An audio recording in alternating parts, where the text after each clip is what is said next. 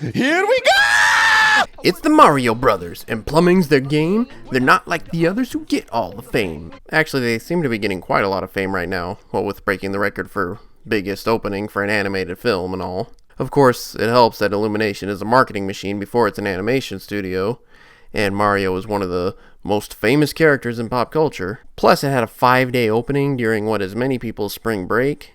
But hey, that's a pro gamer strategy. Anyway, this was one of the most hotly anticipated films of the year. I mean, you've probably already seen like 10 other reviews of it before this one, because everyone was waiting to see whether this would be good or not. This was directed by the developers of Teen Titans Go, and say what you will about the show, but Teen Titans Go to the movies is surprisingly funny and well written. Now, the Mario movie isn't as big of a surprise as that one, and definitely plays things way more safe than anything you'd see in Teen Titans Go. But I think they delivered on making a fun family film that both the kids and adults will have a good time with. I love that they went with the classic version of the story, with two plumbers from Brooklyn getting whisked into a magical land.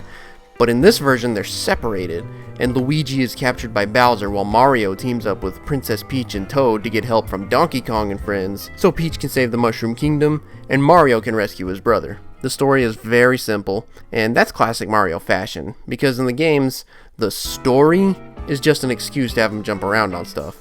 Here, the story is just an excuse to see these characters in this world in cinematic animation, and I think they did a really good job with that. I know I was knocking Illumination earlier for typically phoning in their animation, but it looks like they had more confidence in this project because everything looks much nicer than their usual products. They brought the Mario world to life in about the best looking and most fitting way anyone could. If I were to nitpick, I'd say the world still feels pretty small and not very lived in. But you know it's not going for that. This is just a stage to put the fun, colorful characters on. Also, if you're like me and you're not above getting enjoyment out of pointing at the screen and saying, I understood that reference, and you know a lot of Nintendo references, then you'll really enjoy this. They had some classic stuff from the past, some obscure stuff from the past, and I was surprised how many modern references there were. I guess it makes sense because of brand synergy, and this whole thing's design is taken from the modern 3D Mario age. But I guess I was expecting them to mostly appeal to audiences who played NES and Super Nintendo as kids. But they also appeal to modern kids who play the Switch. And there's even some references to N64 and GameCube with stuff like the music and all. Speaking of which, the music was very well translated into a cinematic score. But honestly, I thought it was done a bit better in the trailers actually. When the actual movie is supposed to get really exciting, I found the score to be surprisingly underplayed. But maybe that's just me. Also, there are way too many licensed songs in this. It's weird because they're all songs that I absolutely love.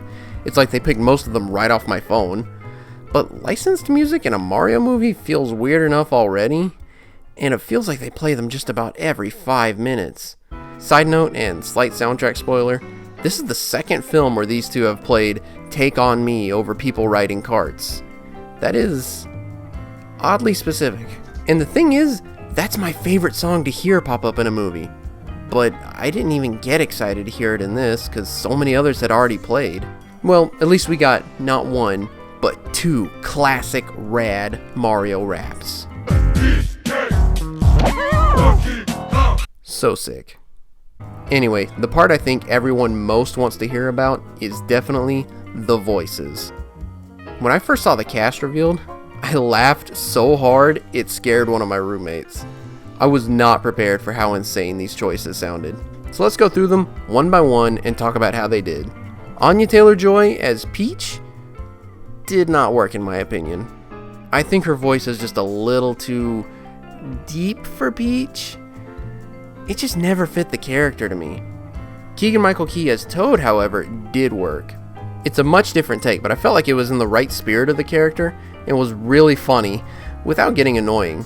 And let's be real, out of all these, it would be the most difficult to get a feature-length performance out of. Hello! Seth Rogen as Donkey Kong was really disappointing actually. I thought he would be a great fit if he added a little character to it, but apparently he thinks he's too good for voice acting and wanted the character to play off his traits instead of the other way around. I was very clear I don't do voices, and if you want me to be in this movie, he's gonna sound like me, and that's it. Like, come on, it's not that hard to add a little monkey to your voice, is it? No? Yes? Oh, yes. Anyway, Charlie Day as Luigi was great. He did a great, subtle little accent, And on top of that, his voice is already one of his best comedic strengths. My only complaint is that I wish there'd been more of him, because getting captured meant he didn't get much screen time. But when he was there, he had the best lines in the movie. And the one we've all been waiting for, been talking about for months, Chris Pratt as Mario Jumpman Mario is passable. Yeah, he did fine, because he's got a good everyman voice that hits the jokes well, and he put a decent little accent on it like Charlie Day did. In fact, right at the beginning they address the classic voices and show you how the subtler version works a little bit better here. And he does a good job with that, and when he needs to put that voice on for some of the classic Mario shouts. But at the end of the day, they could have cast someone with a more distinct voice and that can span that range of Charles Martinet to Captain Lou Albano. Okie dokie. Oh, and did you think I forgot? No, I saved the best for last. The one who stole the show is hands down Bowser, as voiced by Jablinski Games. His voice fits perfectly, and the man is a character actor, so you can tell he put everything he had into blending right into this role. This is gonna sound dumb, but when he spoke, I didn't even hear Jack Black. I just heard Bowser. Let's end this. That line's not in the movie, but it should be, because it's a great example of what I mean. And I'll end on this final note. My one biggest hope for this film was to hear Jack Black as Bowser sing an epic, evil rock ballad. But that did not happen. However, he did write and perform a song for this film, and it's awesome. People are loving Peaches. And as a Georgia boy, I appreciate that fact. And I definitely appreciate the musical genius of J-Bos. Man, I hope it gets that Oscar nomination. Well, those were just my thoughts after watching this movie. What'd y'all think? Agree? Disagree? Think I'm stupid? Let me know in the comments. And let me know what you thought of this film. As for me, I say, the Super Mario Bros. Movie? More like... I don't know, I'm kinda on the fence.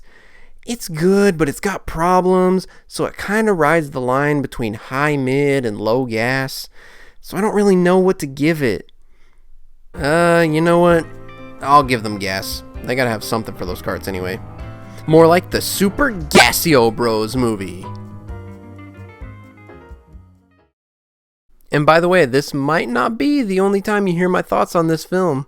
I hear a good friend of mine is working on a quite extensive review of this film, and yours truly may or may not guest star in that.